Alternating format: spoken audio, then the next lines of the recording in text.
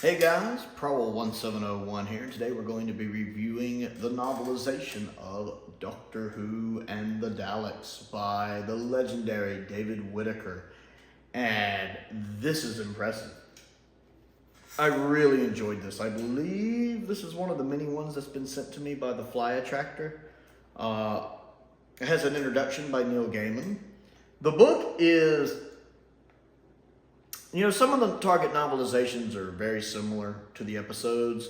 This one is actually very different. It does a lot of different things. The beginning of it, for example, is the beginning of an unearthly child, but told in a different way. Like, it completely takes... This whole story is basically the first trip that Ian and Barbara take in the TARDIS is to Skaro. It cuts out the cavemen stuff. But the origin story isn't the origin story you remember from the TV show.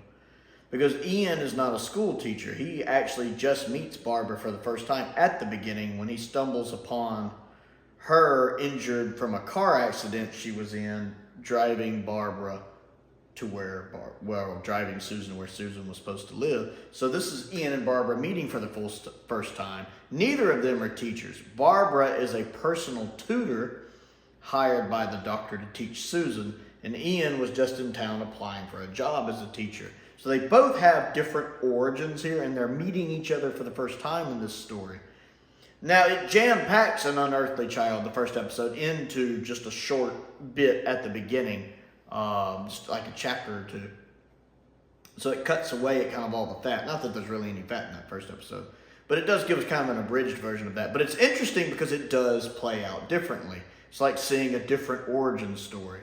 That's really neat. And then, of course, the doctor talking to them once they get inside the console. And in this version, Ian actually passes out. And when he wakes up, he's kind of being explained everything by the doctor. And then they end up on Skaro.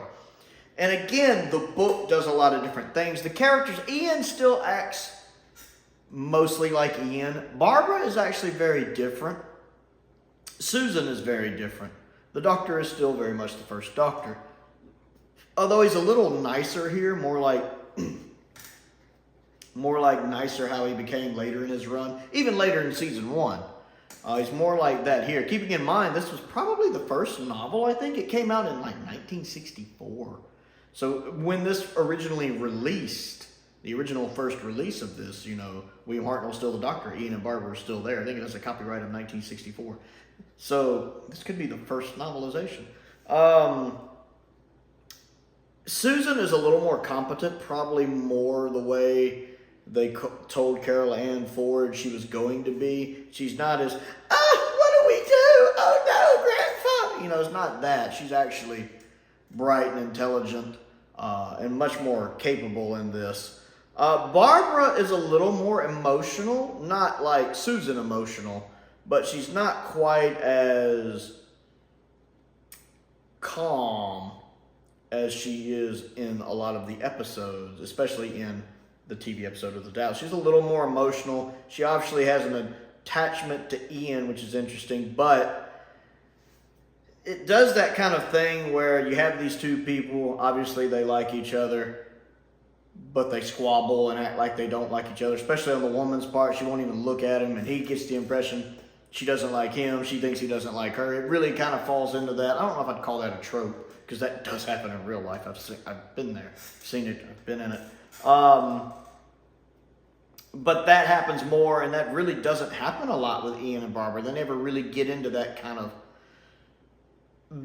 squabbling like they do in the book. So it's interesting to see a different take on that, especially from Barbara's point of view. There are times Barbara doesn't feel like the Barbara in the TV show. Now, sometimes she does. She's still very strong-willed and very determined. But just the way she does it is different than in the show, which is interesting. I like how some of the TV story, I've talked about the Daleks before on TV. It's too long. It's 7 parts. It drags. It's too long. It's good, but it drags. Some of that is condensed down in here. Some things are taken out or shortened. Some things are told kind of in flashback, so they're abridged, like Ian's trip through the forest. Not Ian, Susan. Susan's trip back through the forest to the TARDIS to get the medicine pills. is told as a flashback, because it basically cuts to her, the Daleks making her leave to go get him, and Ian passing out, and when he wakes up, she's putting a cold rag on his head because she's back already, and she explains to them what happened, and she tells it in a shorter way. So you get through it quicker, and also she's not as panicky and in it either. That's really well done. There's several times where it does things like that, where it gets something across much better than the episode does. I loved how it adds some stuff, like when they're going into the swamp, the one Thal still gets killed while he's trying to fill the water bags. I'm like, okay, cool, I'm used to this. But then later, they get attacked by one of the creatures. In the novel, they actually have a creature come out at them, and it gives a really good description of it, like this thing with like 6 feet, and it's huge, like the size of a house, with one big eye and a head that's like all rows of teeth, and these clasper necks that are meant, these like pinchers that are meant to grab something and feed it into the mouth. It's really descriptive. You know, and Ian and one of the Thals fight it and manage to, Ian had them carrying some kindling in case they ran into it, and so they light the kindling on fire and use fire to blind it and shove it back in the water, and then they escape, and then just a few pages later, or a couple pages later, you find out, you hear a shriek, and when they look around, the whole lake is erupted, and there's like 30 of these creatures. And all of the creatures turn on the one that's injured and just rip it to shreds and devour it. It's pretty cool, because like, of course they couldn't have done that in the episode. But, you know, I can mentally picture it in my imagination. It's interesting because a lot of times when I'm picturing this episode, I'm picturing it in black and white, like the TV episode. I'm picturing it like I'm watching the episode. But then something like this happens, and even though I'm still picturing it in black and white, it's with much better technology than they ever could have pulled off, with much better looking in my head. So that was pretty cool. The scene when they go across the little chasm from one ledge to the other plays out about the same, but they don't lose anybody there like they do in the episode. It's actually like a page later, the guy stumbles and trips and falls over holding, instead of a rope, it's like a vine. It's a really thick vine. And instead of cutting himself free not to pull Ian, he actually just loses his grip and falls. And instead of falling, it actually, very detailed, describes how they hear him splash into the ground, and then they hear him scream, and then they hear sounds. So there's more of the creatures at the bottom of the chasm and water down there. And it talks about how it's making more noise than just one of them. So apparently there's multiple creatures down there fighting over him. It's pretty gruesome. It's pretty interesting. It was little things like that I thought were pretty neat. There are other differences as well, little heightened moments where, okay, this didn't happen, but this did happen, and that's pretty cool. There's even a glass Dalek. You know, the leader, there's actually like a leader Dalek in the novelization that's in like a glass casing. You can see right through it and see the Dalek inside, and Ian gets to like shatter it. It's pretty cool. So that's different. Might be where they got the idea for the glass Dalek for Revelations. And I love the fact that there's several times that the words Power of the Daleks is using this. There's a chapter called Power of the Daleks. The Doctor references the power of the Daleks. The power of the Daleks has been defeated.